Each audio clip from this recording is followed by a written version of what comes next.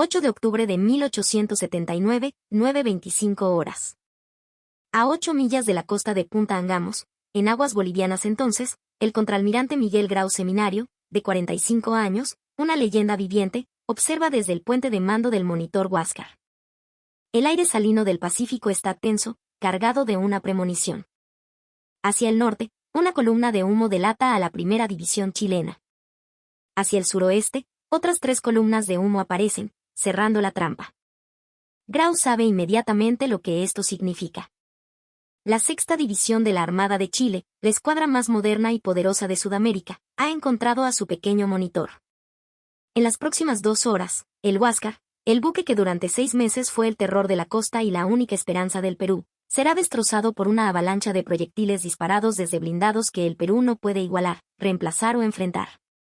Lo que Grau no sabe todavía, pero comprenderá en sus momentos finales, es que este combate representa algo más que la destrucción de un solo buque. Representa la materialización física de una disparidad tecnológica y política que ha condenado al Perú desde el inicio de la Guerra del Pacífico. Mientras observa a los blindados chilenos converger sobre su posición, Grau finalmente entenderá lo que los políticos corruptos y los planificadores militares en Lima se negaron a creer durante meses, que Chile no estaba simplemente ganando la guerra, sino luchándola en un nivel de capacidad industrial y organización que el Perú, sumido en el caos y la bancarrota, nunca podría alcanzar. El Huáscar, comisionado en 1866, orgullo de una marina peruana otrora respetada, no fue diseñado para ser invencible, sino para ser un depredador ágil y letal. Sus especificaciones, en su día formidables, ahora contaban una historia de obsolescencia. Desplazamiento de 1.130 toneladas, una fracción de sus enemigos. Longitud de 67 metros. Su arma principal, 2 cañones Armstrong de 300 libras en una torre de coles giratoria, poderosos pero de avancarga, lentos, imprecisos. Blindaje de 114 milímetros en el cinturón principal, diseñado para resistir los proyectiles de una década anterior. Velocidad máxima teórica de 11 nudos, pero sus calderas, gastadas y mal mantenidas, apenas lograban 10. Tripulación de 200 hombres. El costo de la existencia del Huáscar, y el de su gemelo, la fragata Independencia, trágicamente perdida al inicio de la guerra, representaba la cúspide de una inversión naval que se había detenido en el tiempo. Su construcción en los astilleros Laird en Inglaterra representó lo mejor de la tecnología de 1865. Pero ahora, en 1879, se enfrentaba a la siguiente generación. La filosofía naval peruana, nacida de la necesidad, era la de la audacia y la habilidad superando a la fuerza bruta. Grau, el caballero de los mares, encarnaba esta filosofía. Con el Huáscar, había humillado a la escuadra chilena durante medio año en las famosas correrías del Huáscar, capturando transportes, bombardeando puertos y eludiendo a fuerzas superiores. Si un solo monitor peruano, comandado por un genio táctico, podía paralizar a toda una armada, entonces la ventaja numérica y material de Chile no importaría. Esta lógica tenía un heroísmo superficial, pero una falla fundamental. Chile, con una economía estable respaldada por capital británico y una clase política unida por el propósito de la guerra, no se quedó quieto. Respondió a la genialidad de Grau no con una genialidad equivalente, sino con una abrumadora superioridad material. Compraron lo último en tecnología militar, los blindados Cochrane y Blanco Encalada. Cada uno desplazaba 3.560 toneladas. Su blindaje compuesto, de hasta 230 milímetros, era casi impenetrable para los cañones del Huáscar. Y su armamento principal, 6 cañones Armstrong de 250 libras, eran de retrocarga. Podían disparar 3 veces más rápido que los del Huáscar. Peor aún, disparaban la munición Palliser, proyectiles endurecidos diseñados específicamente para perforar el blindaje de hierro. Además, sus máquinas modernas les daban una velocidad sostenida de 12 nudos. Eran más rápidos, estaban mejor armados y mejor protegidos. Eran, sencillamente, el futuro, y el Huáscar era el pasado. La falla en la lógica peruana se hizo evidente cuando la guerra comenzó. El Perú no solo carecía de los recursos para construir o comprar buques modernos, su propia estructura política estaba carcomida. Mientras Grau luchaba en el mar, en Lima los políticos se apuñalaban por la espalda, los contratos de suministro se perdían en un laberinto de corrupción y la estrategia nacional era un caos de vanidades personales. Para octubre de 1879, el Huáscar es uno de los pocos buques capitales peruanos que quedan. El carbón escasea tanto que cada misión se planifica con angustia. La última zarpada de Grau, que ahora lo ha llevado a esta trampa en Angamos, no tenía un objetivo estratégico claro más allá de seguir interrumpiendo las líneas de suministro chilenas. Pero en el fondo, era una misión dictada por el honor. No había combustible para una campaña prolongada, solo para un golpe audaz, si era necesario, un último sacrificio. La misión, aunque no explícitamente suicida como otras en la historia, llevaba consigo el peso de un final inevitable. Grau, veterano con décadas de servicio, un hombre que conocía cada tuerca y cada placa de su buque, entendía que este enfrentamiento era más teatro trágico que una operación militar viable. El Huáscar no podía ganar un duelo de artillería contra los nuevos blindados. En aguas abiertas, su única ventaja, la agilidad, sería negada por la superior velocidad del enemigo. El momento en que fuera acorralado, sería detectado, cazado y destruido. La misión no tenía sentido táctico, pero sí un profundo sentido simbólico. La Marina peruana, el honor del Perú, debía ser vista luchando hasta el final, incluso cuando ese final era dolorosamente obvio. Grau había expresado sus objeciones no en conferencias formales, sino en cartas privadas y en sus informes al gobierno. Su argumento era directo y despojado de falsa retórica. Este tipo de guerra de desgaste es insostenible. El Huáscar será cazado y hundido tarde o temprano. Perderemos el último buque ofensivo del Perú y a 200 tripulantes valiosos sin infligir un daño decisivo al enemigo. Si el liderazgo en Lima desea demostrar determinación, que encuentren la manera de unir al país, de asegurar los recursos, de luchar una guerra real y no solo gestos de valentía. La respuesta de Lima, personificada por el presidente Mariano Ignacio Prado, fue un silencio que revelaba cuán completamente el liderazgo peruano había abandonado la racionalidad estratégica. La respuesta no eran palabras, eran hechos. No había más buques, no había más dinero, no había un plan. El objetivo implícito no era infligir daño material. El objetivo era que el espíritu del Huáscar, el espíritu de Grau, mantuviera viva la moral de una nación que se desmoronaba. Era una guerra espiritual, ahora, no material. Grau aceptó el mando de esta última correría sabiendo que era una probable sentencia de muerte.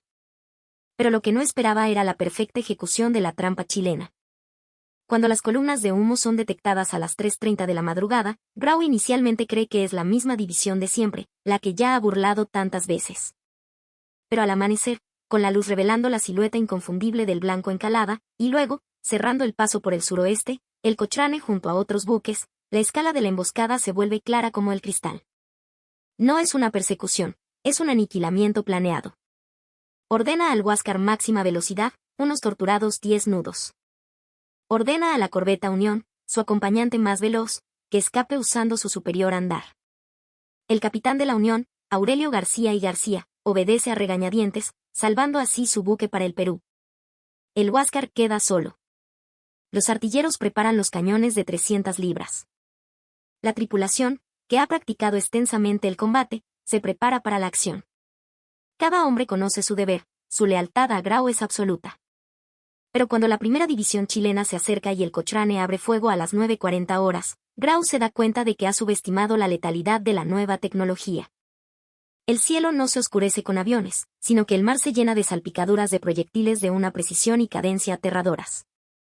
La escuadra chilena, comandada por el almirante Galvarino Riveros y con el brillante estratega Juan José Latorre al mando del Cochrane, ha ejecutado una maniobra perfecta. El Huáscar está atrapado entre dos fuerzas, cada una superior a él. Esto es la concentración del poder naval moderno, dirigida contra un solo buque obsoleto pero heroico. Representa más potencia de fuego de la que toda la marina peruana podría reunir en ese momento. Grau transmite su primera evaluación a través de sus acciones, no de palabras. Vira para presentar el mejor ángulo de su blindaje, para usar su espolón si se presenta la oportunidad. Pero el Cochrane, más rápido, mantiene la distancia, negándole al Huáscar cualquier opción que no sea un duelo de artillería que no puede ganar. No hay afirmaciones de que el Huáscar resistirá. No hay confianza en que la misión pueda completarse. Solo una tranquila y sombría aceptación de lo que está por venir. Los primeros disparos del Huáscar son una declaración de desafío. Los cañones de 300 libras rugen, pero los proyectiles rebotan inofensivamente en el grueso blindaje del Cochrane. Es como golpear un muro de acero con un martillo. La respuesta chilena es inmediata y devastadora.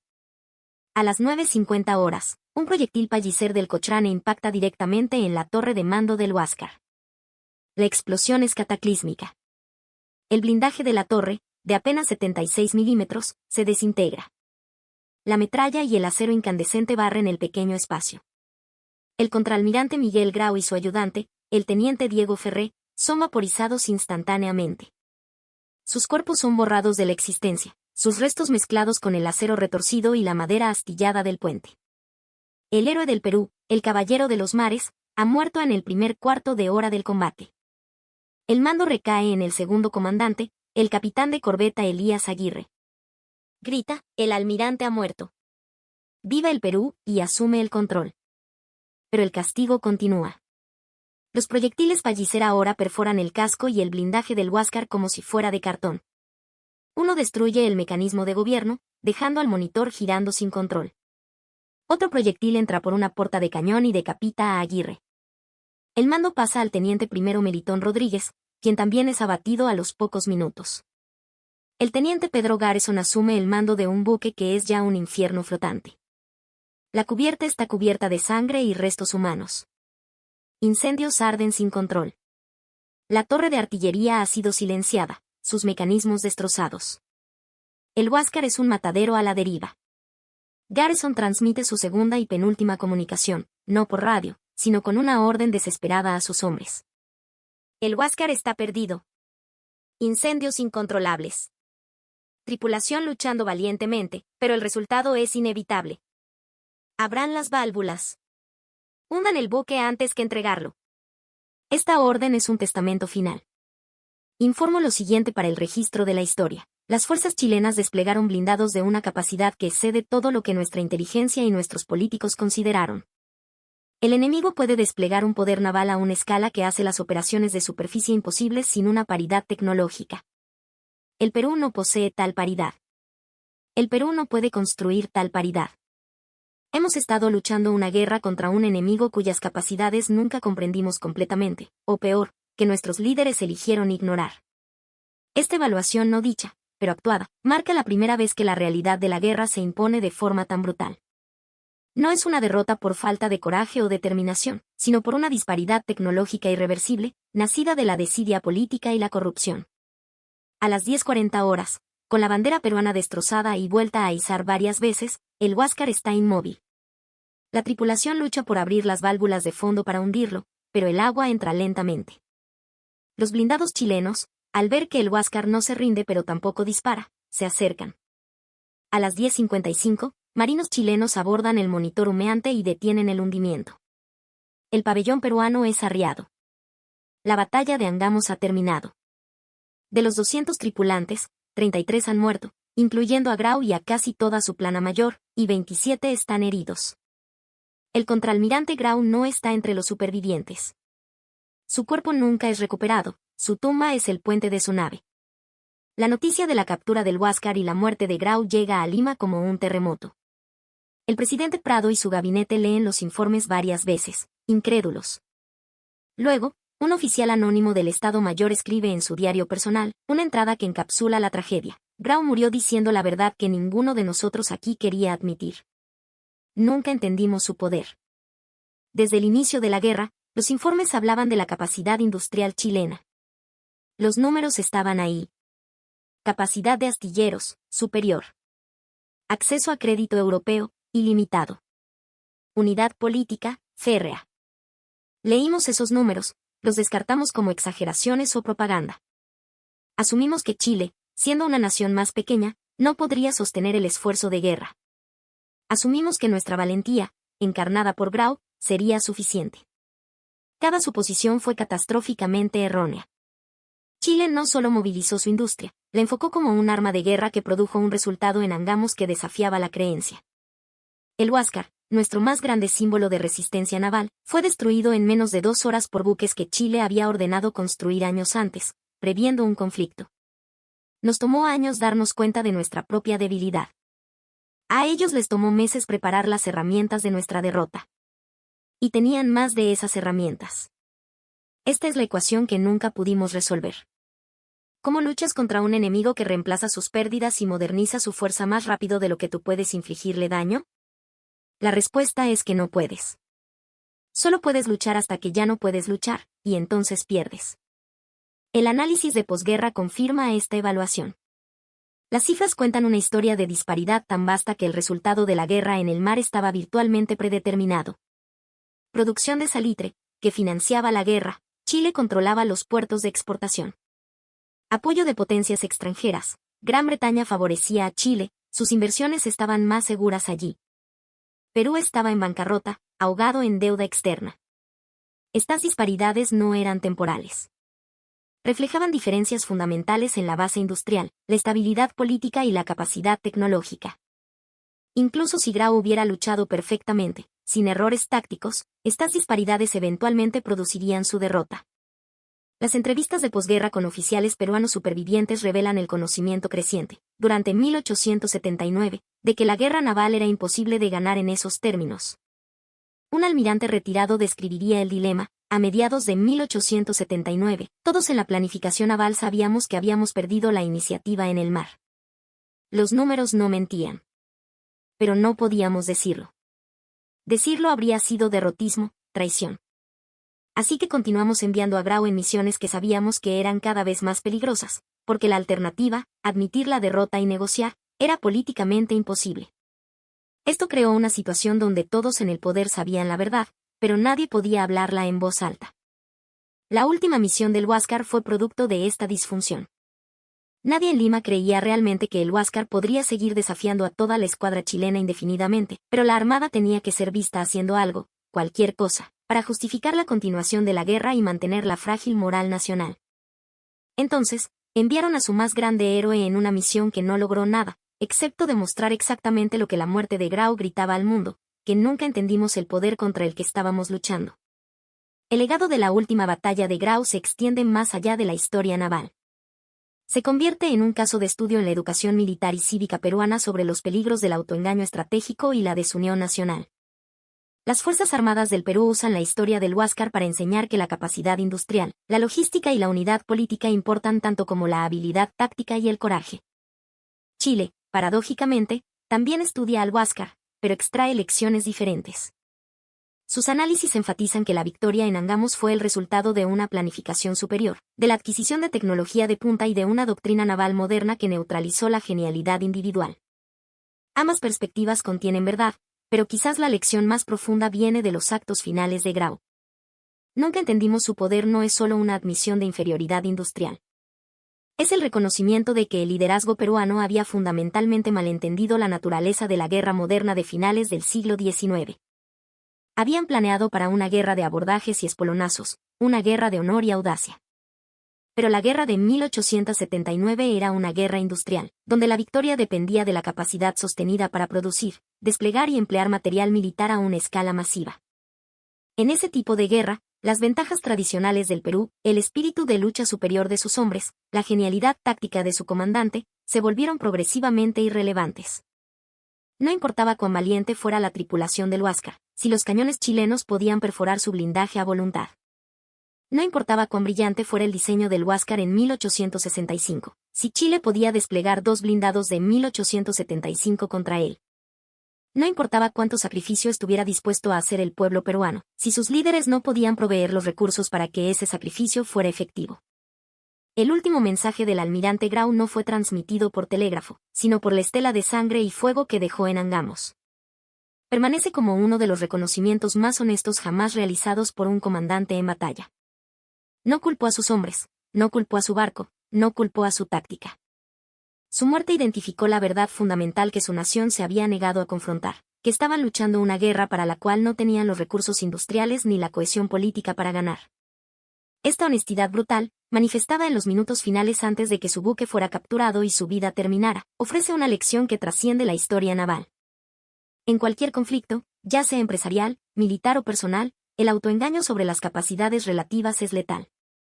Puedes ser valiente, hábil, dedicado, pero si no entiendes honestamente el poder de tu oposición, estas virtudes no te salvarán. Solo pospondrán lo inevitable. El Perú confió en el Huáscar para simbolizar su poder. En cambio, su captura simbolizó la futilidad de luchar contra un enemigo cuyas capacidades fundamentalmente nunca entendieron. Y los últimos actos de Grau, mientras su buque se rompía bajo él, permanecen como el epitafio de una nación que aprendió, demasiado tarde, que el coraje sin recursos es, a menudo,